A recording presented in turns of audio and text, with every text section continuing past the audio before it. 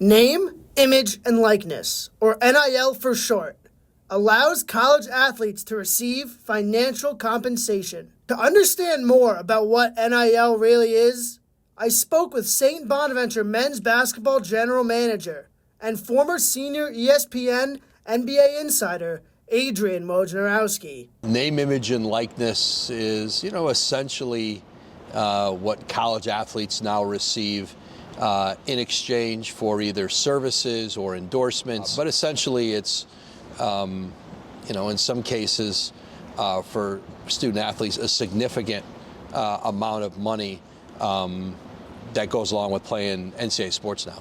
The use of NIL in college athletics since it started in 2021 has changed the landscape of college basketball. I think it's professionalized college sports. A lot of people were profiting on college sports except for, players who were on the court, who were filling arenas, who were driving television ratings, and now, players are getting a share of that. Obviously, money is a big part of offering players NIL. Small schools like Bonaventure have it harder than bigger schools that have more money. At St. Bonaventure, listen, just our size makes it difficult. It's always been a challenge to compete in the Atlantic 10 when you're up against schools like, VCU, St. Louis, Dayton, that are just much bigger universities. Leger Jones, Chance Moore, and Melvin Council Jr. have transferred to bigger schools who potentially had more money to offer them than Bonaventure did. After an NIT loss to Kent State, Council Jr. said returning to Bonaventure would be best for him. He ultimately transferred to Kansas.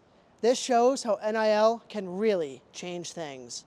We made what we thought was a really competitive offer, certainly within our budget and with our limitations. We would have loved to have paid Melvin what his market value was, but we needed to field the team. Even though a large portion of last year's roster has transferred, St. Bonaventure is stacking up a solid roster for next season. So far, the Bonnies have landed commits Achille Lonati, Joe Grahovic, Daryl Simmons II, Frank Mitchell, Ela Ermakov, and Braden Jackson. It's going to be a challenge in every year, and but we're excited about the group we have and excited about the possibility, that we can have some guys who are here for multiple years. With SBU-TV, I'm Frank DeBari. New, now, next.